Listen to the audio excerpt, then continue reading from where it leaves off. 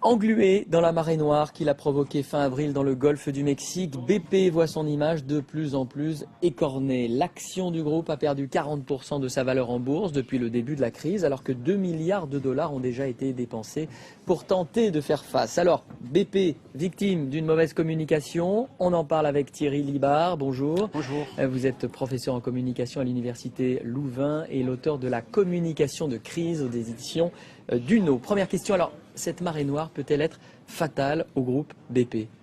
Hélas pour BP, oui. L'histoire de la communication de crise a déjà montré que des plus grosses entreprises, même avec d'excellentes réputations, pouvaient disparaître en très peu de temps. On sait en communication qu'il faut des années, des décennies pour construire une réputation d'entreprise. On sait qu'il suffit parfois de quelques heures, quelques jours pour que l'entreprise disparaisse totalement. Même pour un géant comme BP ? Même pour un géant. Rappelez-vous Union Carbide, l'affaire de Bhopal, il y a maintenant 25 ans. On avait une des premières entreprises chimiques du monde. Et face à une crise, l'accident de Bhopal en Inde, Union Carbide a été racheté par le groupe Dow. Rappelez-vous, pour donner un exemple, il y a quelques années, une dizaine d'années, Arthur Andersen, qu'on considérait comme un des plus grands cabinets d'audit au monde, Arthur Andersen n'a pas survécu à l'affaire de la faillite du groupe Enron. Donc oui, les crises peuvent être fatales aux plus grandes entreprises. Alors est-ce que la communication d'entreprise et de crise notamment va-t-elle connaître une seconde vie avec cette affaire BP ? Je crois que la communication de crise a toujours travaillé avec l'idée qu'avant tout il fallait être réactif. Et BP a été très réactif dans cette affaire. C'est-à-dire aussitôt, il y a eu une parfaite mécanique de guerre qui a été enclenchée pour essayer de faire face à l'afflux des demandes journalistiques. Ils ont fait tout ce qu'il fallait faire.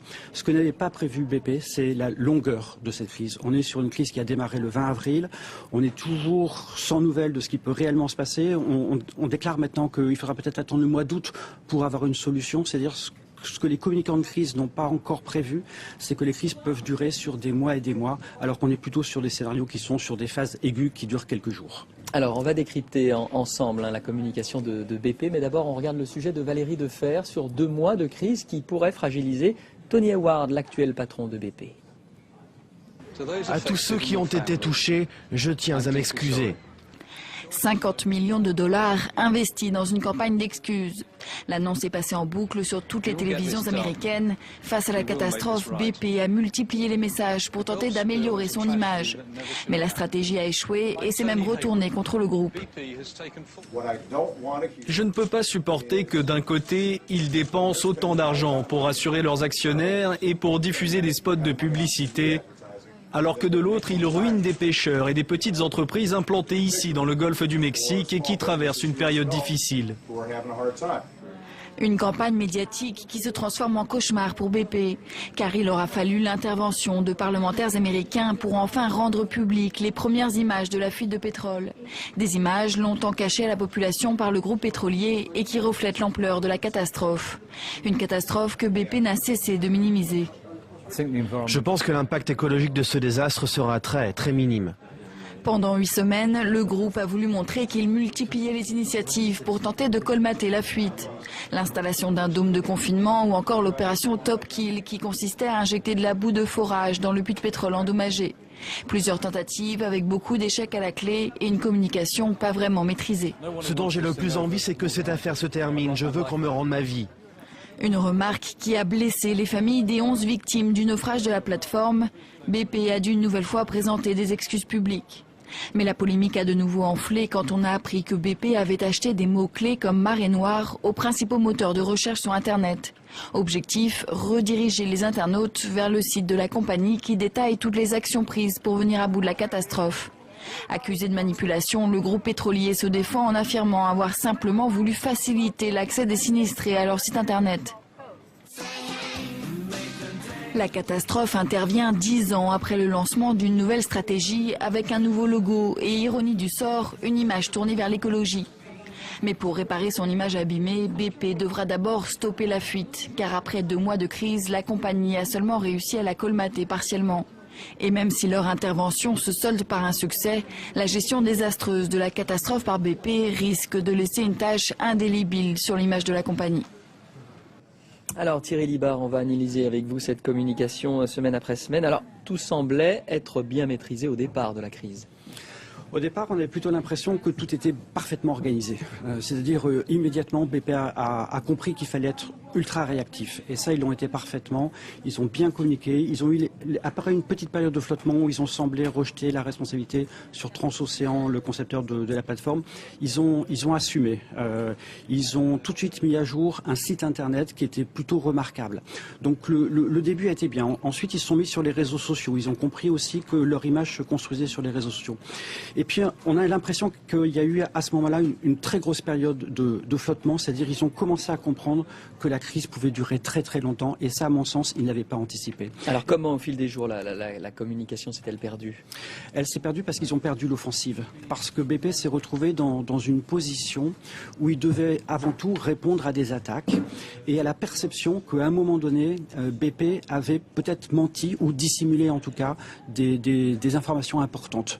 On a appris peu de temps après que des alertes avaient été données sur la fragilité de la plateforme. On a appris que BP était au courant d'une potentielle catastrophe et n'avait rien fait. Et donc de cette image d'offensive, BP est passé à une image très défensive. Ensuite, un certain nombre d'erreurs de communication où on le voit à l'instant, le directeur général essaie de montrer que joue sur un registre quasiment du pathos humain. Voilà, c'est-à-dire moi je dors mal, moi aussi, etc. Et ça ne prend pas. C'est-à-dire qu'à partir du moment où il y a un tel décalage par rapport à la représentation de la pollution, de la marée noire et de leurs responsabilités, jouer sur un registre qui est trop psychologique, trop humain pour le directeur général, ça montre un décalage et on a l'impression que la personne a un discours qui est presque au niveau d'une provocation envers les différents publics. Voilà, c'est totalement ça. Où en est aujourd'hui la communication de BP? Alors BP est en train d'hésiter. On a un peu l'impression que BP hésite entre deux types de communication. Une communication de nature très grand public, très médiatique. C'est sur ce registre-là qu'ils ont totalement perdu la main et qui se retrouvent en position d'accusé, comme on vient de le dire. Et puis peut-être une communication qui serait beaucoup moins médiatique, beaucoup moins spectaculaire et dirigée avant tout vers le risque industriel, économique, financier premier immédiat de BP, qui est le montant des indemnités, voire le risque d'une OPA hostile d'un concurrent. C'est-à-dire qu'en fait, on a deux types de public, l'opinion publique d'un côté, et puis le public des actionnaires, le public financier de l'autre, et les messages et le type de communication dans ce cas-là est totalement différent. Que dire de la communication de Barack Obama qui s'est exprimé cette nuit avec en mémoire, on l'imagine, la tempête Katrina qui avait accéléré la chute de George Bush? Elle est excellente, mais est-ce que Barack Obama a le choix? Moi, je ne pense pas. C'est-à-dire qu'il y a également un risque d'opinion pour le politique, et Barack Obama a bien compris l'attente qui était faite de sa population sur ce registre-là. C'est-à-dire à partir du moment où on a l'impression que BP est totalement impuissant face à cette affaire, il faut que le politique s'en mêle. Et c'est ce qu'a compris Obama. Il faut noter que c'est pas spécifique à Barack Obama. C'est que quand on analyse l'ensemble des crises depuis plus d'une vingtaine d'années globalement dans le monde, on a l'impression que le politique est toujours excellent pour réagir sur les crises des autres. Rappelez-vous la Société Générale il y a maintenant 2 ans, immédiatement notre président de la République a essayé de montrer la responsabilité écrasante de la Société Générale en appelant à la démission du président. On a un peu l'impression que sur ce registre-là, quand la crise ne concerne pas directement le politique est très fort pour réagir sur les crises des autres. Merci Thierry Libert. On pourrait parler plusieurs minutes encore avec vous de cette crise qui n'est pas terminée, qui dure. Rappelons qu'un incendie a suspendu pendant quelques heures les opérations de siphonnage. On reparlera évidemment de cette crise dans le golfe du Mexique. Restez avec nous sur France 24.